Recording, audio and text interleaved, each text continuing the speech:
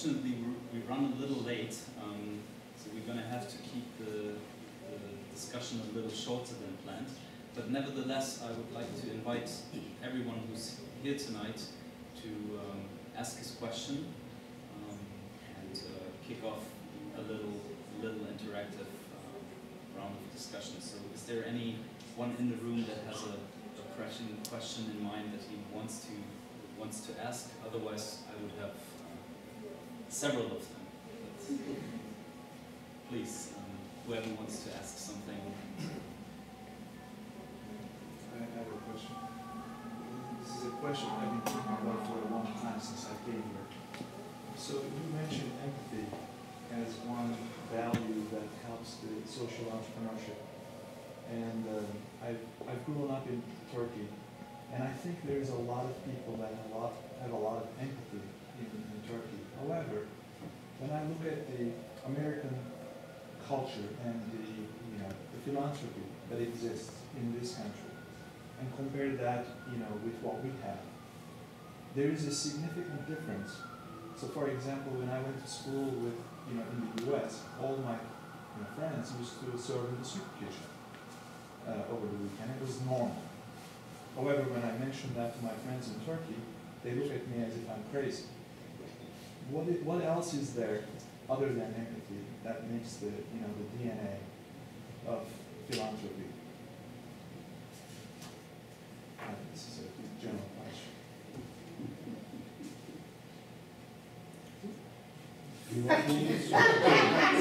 I think we do not trust, we do not offer confidence to younger generation. We think that until a person comes to a certain age, he or she should be managed by our rules as grown-ups.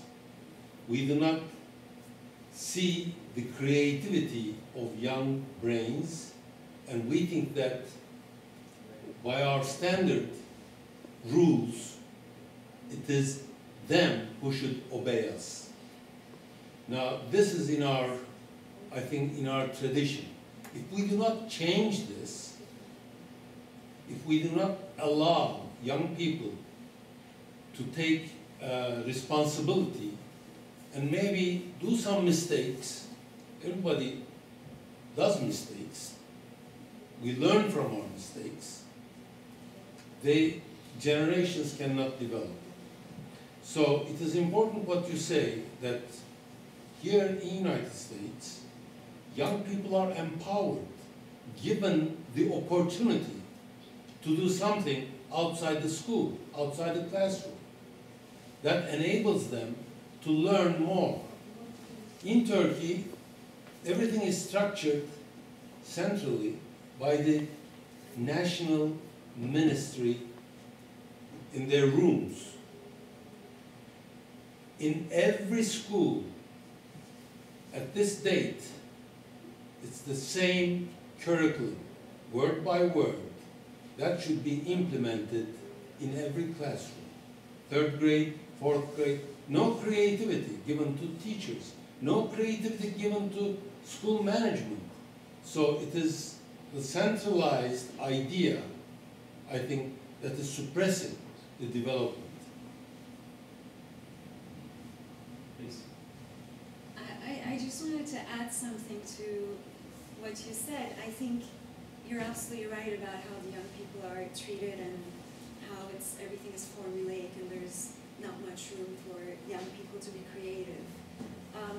But I think in addition to that, what he's saying about, Turkish people have good hearts, but they're really, I mean, not now, but when I was growing up in Turkey, there was absolutely no volunteering or no civil, very little. And not just among the young, but also among the adults. And I think it just simply, the culture for it and the structure for it and the institutions for it didn't exist. I mean, I don't think it's something that can be left to individuals. There needs to be some sort of a framework for it, which exists here. I don't think it means that, you know, Americans are nicer people or are more, but I just think that they have the institutions to enable it, and they get that culture from a young age. And I think in Turkish society, when you look at Ottoman Empire, all of their charity and all those kinds of things were happening within a religious context. And when that completely went away with the modern republic, I think there was a void. I don't know. It's just something to, I don't know if you agree or disagree with. Were you adding to that point? Well, I actually had a question in regards to what Ivan said. You know, Rousseau said man was born free, but everywhere he's in chains. And I think that's how it is with the Turkish youth now. They're in chains, even though like they're free, by the pressure that the society puts on them. They, like for example, if you have a scholarship in Turkey and other people pay for their school, the person who has scholarship is looked bad on, because that's what I've seen. And so you have this difference between classes, and you're like you don't have middle class anymore in Turkey. It's you're either poor and rich, and you don't have the equality, class equality. And I think that creates tension between the youth. And that's one of the problems that I see in Turkey. So how can the youth break away from that pressure that the society puts on them? What do you think that they can do? Because, you know, as he said here in the United States, I see my friends in high school, they, you know, work, or the weekends they work part-time, but when I went to Turkey, people just go on vacations, they don't really care. If your parents can't afford to, you know, send you to private schools, or like if you can't just go to vacations, that's what they do. And people their age who work, they don't appreciate it, or they just look at them, you know, they need to work, and I don't really care. That's what I've seen within my environment. So how can the youth break away from those chains that the society puts on them? And another thing is when you know, in the West, it's people are more towards like when you become a family and you have a kid, they want to raise quality kids. Whereas in the Middle East or in Anatolia, you see families see their children as investments. You know, that they can go and work at the farm, or you know, help them with the daily errands that they do. So how can that mindset can be changed? Because I think we are the youth as the future, and we should do something. But if you're not given the opportunity, or if we can't change the mindset of our families or the society that we live in, or the elderly, I don't think that's possible. So how can we break away from those chains, the pressure that the society puts on us, the social taboos, and start something? I think, Big questions. yeah, I think if youth is given the opportunity to perform, that is going to affect the local people and the grown-ups by seeing the good performance of young people. So it is us in this community volunteers organization that we empower young people. We say, we trust you. You go ahead. You do the fundraising, provided that you will be transparent, you will be accountable, you will explain. We give them training programs. If they receive $5 from a local person, they go back and report what they have done with this $5. And immediately, that local person who has given the support starts talking around, I rely on this group. So they become good examples. This will take years, but we have to start at some place. We were invited to the cabinet by the Prime Minister as a youth organization. The whole cabinet was sitting in a room that was about 10 times bigger than this. I said, I don't want to come there alone to that person who invited me. I want to bring 2 young people with me. So they said, okay. The Prime Minister with all members of the cabinet sitting, he asked me a question about the problems of young people in the country. And I said, Mr. Prime Minister, I do not find myself to talk about young people's problems, but I have 2 young people here from universities. Would you please allow them to talk? He could not say no in front of the whole cabinet. He said, okay, so I just pulled my chair and I invited those 2 young people, university students. They started talking about the problems of young people. And at the end of the meeting, there had been minimum 10 cabinet members who came, walked, and congratulated those young people, shook their hands. They learn, the grown-ups learn, but it takes time if you create the environment. I think by empowering young people, not as if you are empowering, but really empowering and trusting them, I think this tradition will change. It will take time. We have started changing it. 10 years ago, nobody trusted that there could be a youth empowerment club doing community service in a university. But now we are in 97 universities. They have started seeing good, but we say we have our principles: transparency, accountability, no segregation by ethnic origin or by religious belief, no segregation. Everybody is equal. You come and focus on community service. So we have Kurdish people, we have Turkish people, we have believers, we have religious believers, we have headscarves. They all come hand in hand and work on community service. They start understanding each other. And the public around them looks at them and say, aha, so this may happen. It will take time. Can I ask a follow-up question? Is your question also because he was... It is related, but I mean, if it's a direct follow-up. Just a direct follow-up. Did you set up or establish any mechanisms for follow-up when the young people leave the campuses? Do you actually follow up with the young people and see if they are continuing with their volunteer activities, with their social change activities? Is it having a long-term impact? That's Well, yes, we started carrying surveys.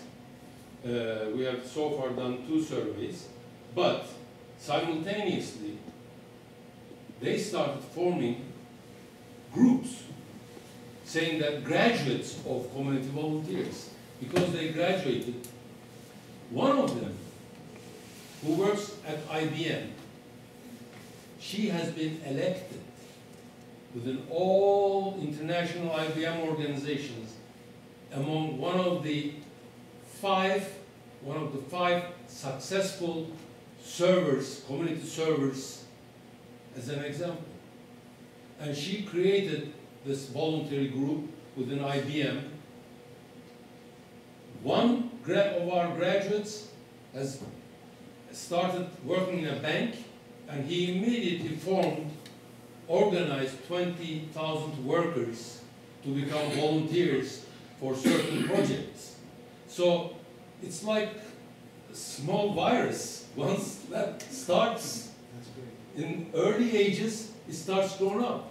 And we have graduates, they're working, and I think it's going to take time.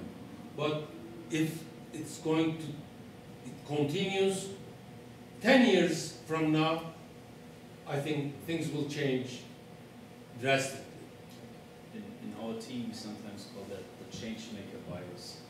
Yeah, it's a virus. Yeah. Please, you many top graduates work professionally in NGOs. So top is also providing a pool of talent for NGOs to do what they do better, not in youth organizations, but in women's organizations, in environmental organizations. So I know many people who were involved with TOP who are now in civil society. You were Sure. having a question for a long time. I guess not so much the question, but maybe a kind of a statement also following up what Mr. Drayton was talking about, which I think is really interesting. It appears that some of what we talk about is the paradigm shift that I think you were referring to has to do with a different type of hierarchy that begins to manifest itself in society, one that is moving away from a more strict top-down linear distribution of power towards a bottom-up condition where we can actually more easily overcome borders and barriers, may they be social, may they be geographic, etc. At least in your description of your vision, how you see the future, that is sort of what resonated with my own way of thinking. I'm a professor for architecture at the University of Pennsylvania. I deal with a lot of young people from a lot of different countries. And what I have been seeing within even my career, which is not that long, is quite interesting in terms of how internationally some of these ideas really have started to take hold. And this sort of, and I guess that ties a little bit back to some of the earlier questions, it appears to me that the kind of local conditions, as important as they are, they will not go away too quickly, but I do think there's a real opportunity also through technology, media, and all of that we can almost infiltrate the persisting hierarchy structures with a novel kind of, what I like to call bottom-up, meaning based on information exchange that's mutual, that's quick, that doesn't have to go through all long lines of hierarchies in order to establish. And I think, what Nasupe was presenting to us is also a great example of that, right? Kind of really circumventing those hierarchies in order to be effective. And I just want to say I find that really inspiring as an idea. I would like to thank you, the organizers today. This is one of the most important, interesting meetings I've ever attended in the New York area. Thank you very much for this night. That's repeated. He's our doctor friend. So, actually, I'm not very pessimistic for the Turkish, the country or the new generation. I think there's a huge, very dynamic young society. They know a lot and they are very active. I see my kids, my friends' kids, and it's an incredible society. Every time I go every 4 months, I see the country is changing. I don't see that in New York. But if I go to Turkey and I see this energy and change, I think good things will happen and happening. There is a big gap between men and women, and there's a big gap between East and West. There are some other issues as well that which can be resolved eventually, hopefully. I would like to ask a question as well. What can we do for these two great organizations as American-Turkish Society here, and how can we benefit because we know you, for our kids or for ourselves? So what should we do? What are your expectations from us? I mean, what is the mission of tonight? Let me put it that way. I personally don't have any specific expectation. We just came here as Ashoka fellows to explain what Ashoka has achieved as two examples in our country, and it was maybe to enlarge the understanding of Ashoka, because we're trying to establish the Ashoka organization, strengthen the Ashoka organization in Turkey, so that new social entrepreneurs can develop out of this big potential in the country. And in order to do that, Ashoka has to be stronger organization in Turkey.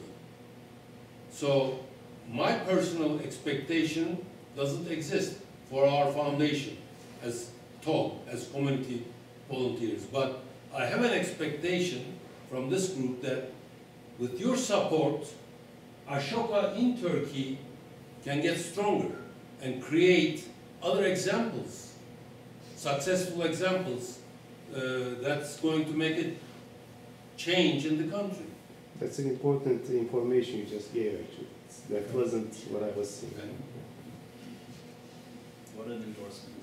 Thank you. Only Ibrahim can put it this way. I don't know, Ibrahim really doesn't, that might not need money or any support from the United States, but we do. Let's cut the business. Well, actually, most of the people here are from Turkey, Turkish people. We live in the United States, in a much more civilized country, in a much more civilized environment, whereas we live in Turkey and we're trying to, as I said, we're trying to change Turkey. So just help us do more change for your country. I'd just like to add one thing to what you both said. Ibrahim isn't asking for money because he's already a partner of Turkish philanthropy funds. So he knows that we have a big network here, and he has a huge network and reputation in Turkey, and he has all the creative ways of raising money in his endeavor and job. For Akut, we have just last week designated them as our formal partners. And by that designation, it's not our own choice, but it is the IRS requirements that they need to qualify and file an extraordinary number of documents in terms of transparency and accountability. So they are now officially our partners, and we're working with them on the one earthquake situation, and they are going to be recipient of One addition to chunk of money from those donations. one addition to donating money to organizations in high schools or universities here, there are a lot of students who go to other countries to do projects. For example, this is one of the things they do. We did in my kids' high school. We went to Peru last April and worked in an orphanage, built things and worked with it. Are there expectations of, would you be interested in organizations like that here, or would it be too much work or a waste of, resources for you? Volunteer work for Akut, you mean, coming from the United States? For example. And when they go there, you bring a lot of goods as well, usually. Well, when I was 20, I went to Norway. We're working in a massively handicapped people's farm. But in Akut, we cannot work that way because it's a very operational team, and you have to be part of the team, very well trained, because we are putting our lives at risk. No, I wasn't not about the rescue part, but you have some other programs. Social projects. For sure, not the rescue part. Maybe we have to think in details, project by project. Maybe we can do something like that. Because we do a lot of projects with schools, with the poor environments as well. For example, we are painting schools. Last year, I think we painted 175 schools with Libre in eastern parts of Turkey. This year we will keep going on that painting to schools. We can do things like that, but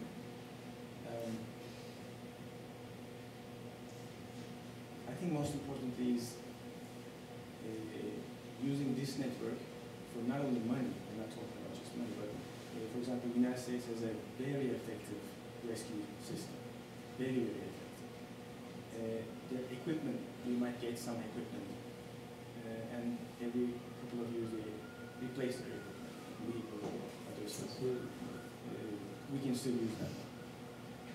We can do maybe something like that. Can I add something here? Yes. The moment in the life cycle of a social entrepreneur where they have the greatest risk is when they leave their prior work. And who are you? And what is this idea? The more important the idea, the less it fits the existing structures, including funding structures. And a very small investment in those first couple of years was a gigantic impact because you launch the idea, the person, the institution, their role models. And all those things are going to keep growing. Furthermore, the nature of social entrepreneurship is that every social entrepreneur makes their idea as simple as they possibly can. So we're in what, 94 universities and colleges now? And 97, always behind. The way, you know, you can't be running this in 97 places. You've got to have local people say, you know, I get this is important. And they stand up, and they have become a local change maker. And so for the social entrepreneur, their own work is important, but the way you spread the work is a little bit different from business. You're not trying to capture a market and dig them up. The idea is to change the world, so you make your idea as simple and understandable as possible so that other people will stand up and say, this is important, we want this here. Now, if I may, I'd like to also come back to and this is the hardest area to get funding for because the idea isn't proven yet. And Ashoka's special skill that we've developed over 30 years is we're very good at finding people at precisely that moment and giving them the financial support so they can look their family in the eye. They're doing what? They're going to quit your job to do what? And then they can say yes. And furthermore, there's going to be an adequate income for a certain number of years. And keep people from the society say, you know, this work is important, we believe in you, and we're going to work with you. And so that community, that network, you know, there are 24 Ashoka Fellows in Turkey, but there are 3,000 worldwide. And there are 700 dealing with children and young people, and the principle that we're seeing here is applied everywhere. You know, if you really want to have an impact dealing with young people, you better put them in charge. Doesn't matter what your idea is, it's not going to happen if they're not in charge. And we know that the moment you do that, even the traditional measures of knowledge transfer, which is usually all the schools measure, how good are kids doing at math in some language, and are they not creating mayhem in the hallways? Well, that doesn't motivate people very much, but you get incredible increases even on that traditional measure when you put young people in charge. And one other comment here is there's a very profound difference between the social entrepreneur and the people who are providing local service. Each of these stories is about changing a pattern. It's a pattern change idea. That's what an entrepreneur is. It's very different from the person who starts a school or a clinic. This is the difference between Andrew Carnegie and the local tobacconist. And we're only interested in the social equivalence of Steve Jobs or whatever it is. And so that community is, that's what the world needs. We have major pattern change in all these social areas. So that very small financial investment and then helping build that community so these very special people and their ideas can work together across the world. So after this meeting, there's, I don't know, you probably know, we have, I can immediately think of 4 fellows in South Asia who are focused on disaster in one way or another. And so we will put you together immediately. One other thought is that we're talking about young people in your family. We are currently working with a very large Japanese institution, which you can probably imagine that they've asked us to be quiet about this. And we are beginning to help them go to their employees and say, you know, the world is changing, it's going to be a world of change, and if your children don't have these skills, they're in trouble. And you as parents, the employees of our company, you can help your kids do this. If you've got a 15-year-old and she comes and says, you know, Mom, this is a mess, you've just been given an incredible opportunity because you can say, well, you know, why don't you get your friends together and go and fix it? And by the way, this is more important than your piano lessons. Xbox. Or the Xbox. Or the what? Xbox. Oh, the Xbox. Oh, that may be hard to get rid of. But the point is this, there's such simple things that once people see it, they can do it. Now, why does this company love us? Because if their employees are trying to help their kids develop these skills, their employees are getting these skills. And if the company is going to make it, if it's going to become an everyone change maker company, that's a strategic contribution to them. And so once you begin to see the patterns, it's very, very powerful. And you can immediately do something with your kids. We have in a program that Matthias is actually involved with, is Ashoka's Youth Venture, which is specifically designed so that hopefully 5 or 6 years from now, everyone understands you've got to give every young person this opportunity. And they will go for it. Since we've got an American group here, North Central Massachusetts is the poorest part of Massachusetts, Leominster, Mass. All the industries, the mills are gone, it's really, really poor. It's Appalachia, Massachusetts. Well, the Leominster High School has gone from 0 student organizations to over 40 in the last 4 years. Student-created, student-run, all the middle schools, you see the same thing. That is a community that is, the kids don't have to leave, because they can upgrade their own stuff. So you've changed the whole core dynamic of that community. And so we can do this, but you got to see it first. And once that starts happening, there's all sorts of roles for kids. And we work with some of the other diaspora groups. You know, we've got 500 fellows in India, just short of 500. So, you know, if you go home for a family wedding in Gujarat or whatever, there are fellows all over the place. And you can go and see them. It's very, very powerful for kids, even a small exposure. Yes. Last question, sorry. Thank you.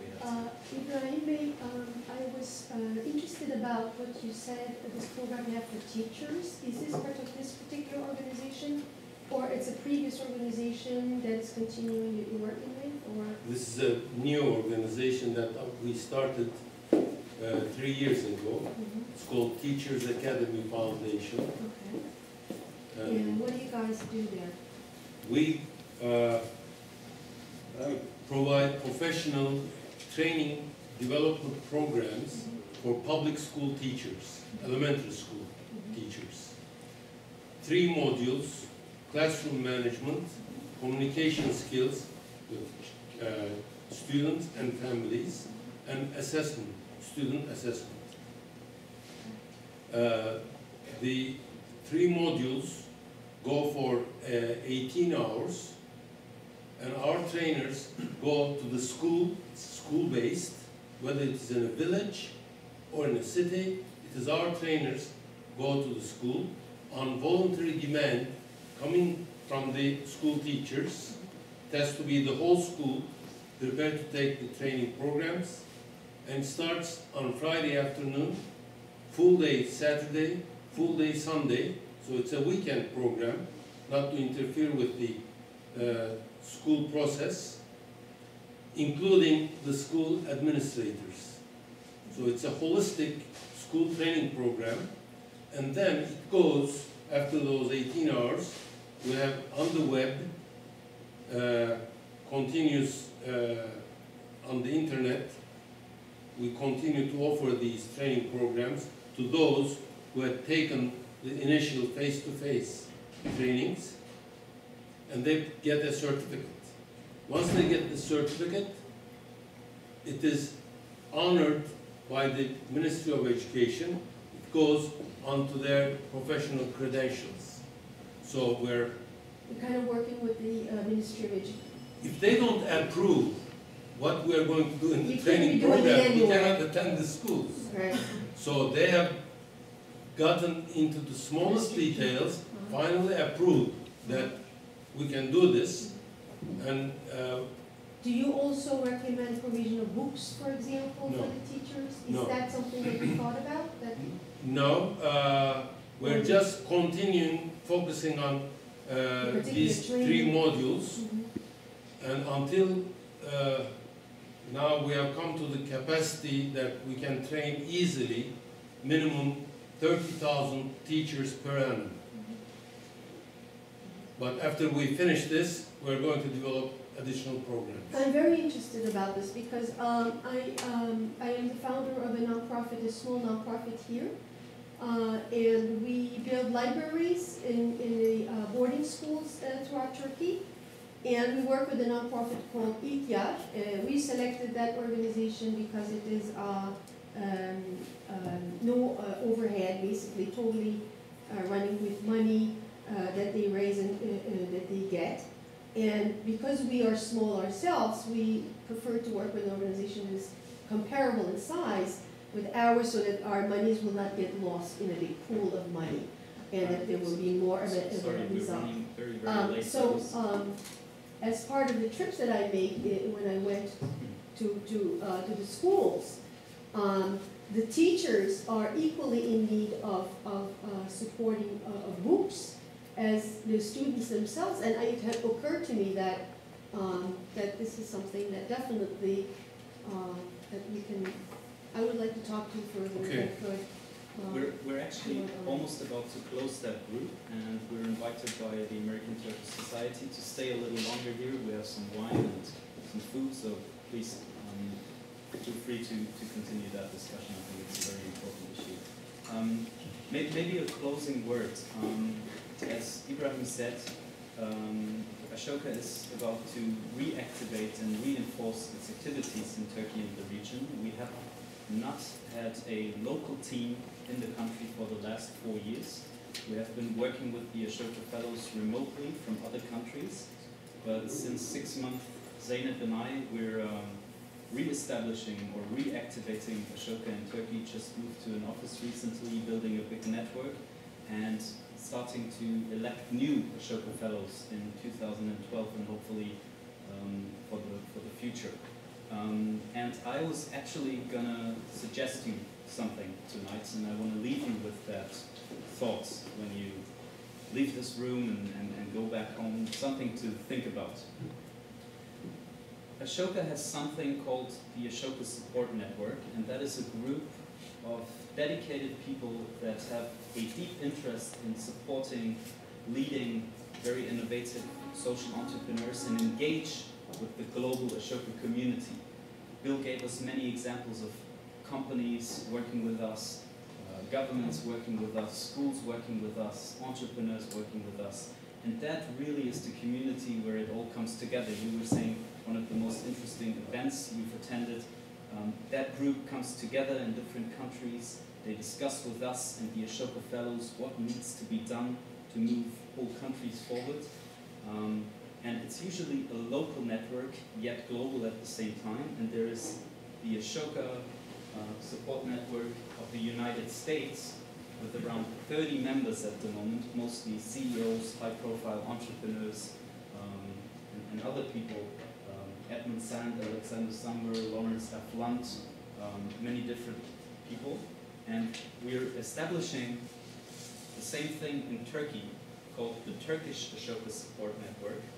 And something that Zeynep and I would like to suggest to you tonight is to actually establish a Turkish-American Ashoka Support Network, a group of people like you that know both worlds and want to contribute to social entrepreneurs and change in the United States as well as in Turkey. So whenever you want to get involved with the Ashoka community in the United States, you can do so through the American network. Whenever you are in Turkey, you can do so with the Turkish network. And that's what we wanted to suggest you to become part of an American-Turkish Ashoka support network, get access to a huge network of around 300 of those Ashoka support network members around the world, engage with our fellows, and become a member of that network. It also comes with, I have to be transparent about that, a financial contribution that allows Zeynep and I to elect new Ashoka fellows in Turkey. That's what we want to do. We want to find the brightest social entrepreneurs in the country and support them in the growth of their ideas, just as Ibrahim and Masoud managed to do successfully. And that's what I wanted to leave you with. Again, thank you very much to the American-Turkish Society and Turkish Philanthropy Fund, and to all of you who have been here. I think this was a very special occasion with very, very good speakers. And I hope you enjoyed this evening. You leave this room with a lot of inspiration. And maybe a last message, adding to what Bill said, you were saying this world is changing exponentially, and the rate of change is faster than we could have ever imagined. And only those organizations, individuals, politicians, governments, countries will be successful that master the skills to keep up with that pace of change, and that master the skills of leadership, teamwork, empathy, and change making will be successful in this world. And I think that's a collaborative effort. It can't be done alone. It can not only be the social entrepreneurs, it can not only be professors, not only be politicians, not only be Ashoka. I think it's all of us contributing to raising awareness about the importance of mastering the skills of change making. And yeah, I hope you enjoyed this. Thank you very much. Please, please leave your cards with us so we can get in touch with you. With Bill, me, or Zainab, or anyone else in the room. And yeah, anything else? No? Thank you.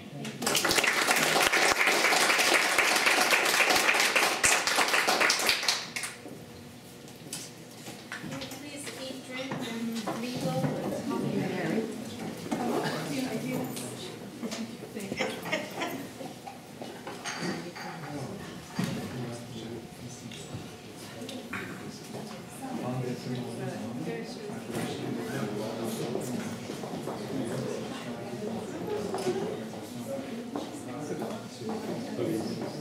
Thank you.